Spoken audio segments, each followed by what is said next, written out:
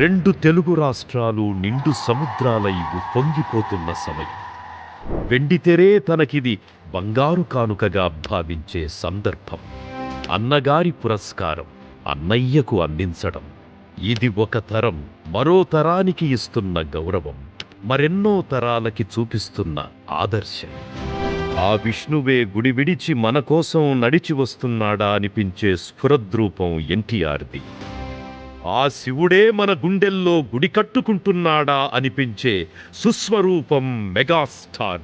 Is a veritable and unique combination of Rajinikanth, Kamal Haasan, but still distinctly different from each one of them. నటనతో కట్టిపడేసే ప్రతిభ ఒకరిది, నాట్యంతో ఆకట్టిపడేసే ప్రజ్ఞ మరొకరిది.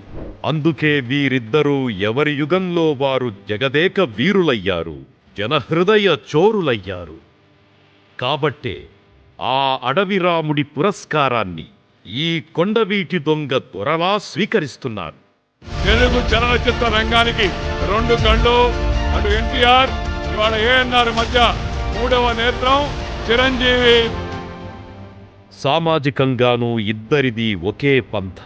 కోట్లాది మంది అభిమానుల అండతో అన్నగారు బసవతారకం క్యాన్సర్ వైద్యశాలను నిర్మిస్తే, కోట్లాది మంది అభిమానుల ఆధ్వర్యంలో చిరంజీవి చారిటబుల్ ట్రస్ట్ ద్వారా రక్తనిధిని, నేత్రనిధిని అన్నయ్య నిర్వహిస్తున్నారు. ఆ మహనీయుడి పురస్కారానికి ఈ మహానుభావుడి కంటే అర్హుడెవరు? ఆ విశ్వవిఖ్యాత నట సార్వభౌముడి పురస్కారానికి ఈ విశ్వవిజేతను మించిన పద్మవిభూషణుడెవరు? ఆ నందమూరి నటసింహం పురస్కారానికి ఈ కొణిదెల కొదమసింహం కంటే సమర్థుడెవరు?